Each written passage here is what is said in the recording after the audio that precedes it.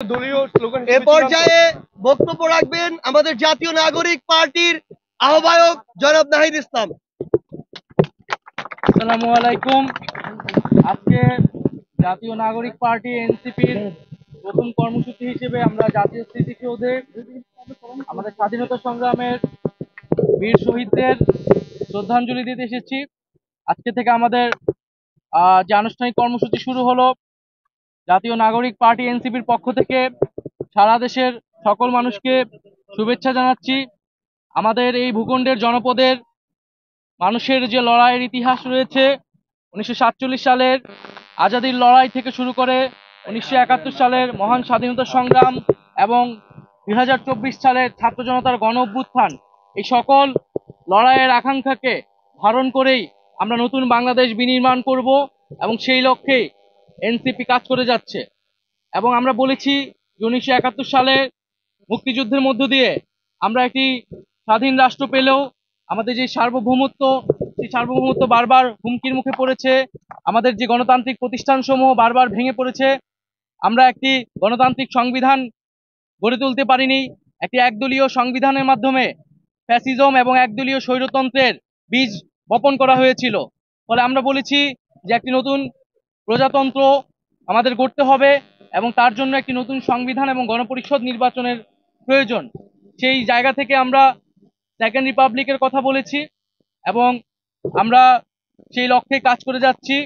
এবং জাতীয় নাগরিক পার্টি এই মুহূর্তে তার প্রথম লক্ষ্য হচ্ছে তার সাংগঠনিকভাবে কার্যক্রম বিস্তৃত করা, তৃণমূলে সাংগঠনিক কার্যক্রম বিস্তৃত করা এবং নিবন্ধন নিতে যেই ধরনের শর্তাবলী পূরণ করতে হয় সেই শর্তাবলী পূরণ করার দ্রুত সময়ের মধ্যে পূরণ করে আমরা নিবন্ধন কার্যক্রম আগাবো।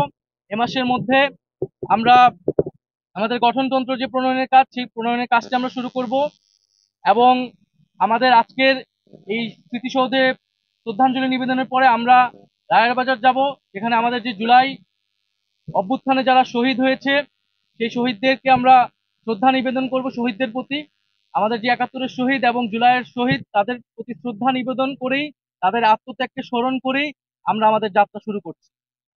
একটাই প্রশ্ন, একটু সেকেন্ড রিপাবলিক কি অথবা স্বপ্ন নাকি বাস্তবায়নের বিষয়? এটি বিএনপি করতেছে, এরা বুঝি না, দুর্বোধ্য। আপনি বলবেন না দুর্বোধ্য কিনা সেকেন্ড রিপাবলিক? এটার সঙ্গে কি যোগ করতে চাই, গণপরিষদ এবং অনেক বিএনপি নেতা বলেছে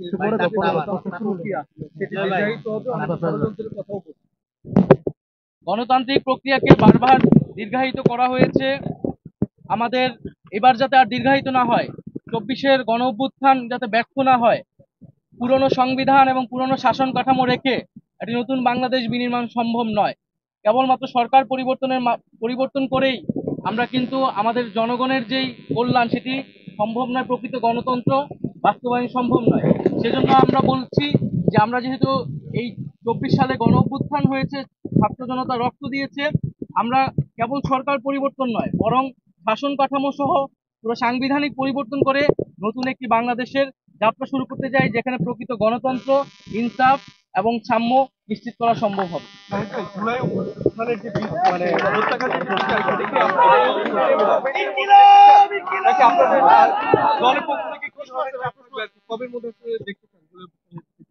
আমরা জুলাই গণ অভ্যুত্থানে সংগঠিত যে গণহত্যা, সে গণহত্যার বিচার দ্রুত সময়ের মধ্যে কার্যকর দেখতে চাই এবং বিচারিক প্রক্রিয়ার মাধ্যমে আওয়ামী লীগের রাজনৈতিক ফয়সালা এই বাংলার মাটিতে করতে হবে।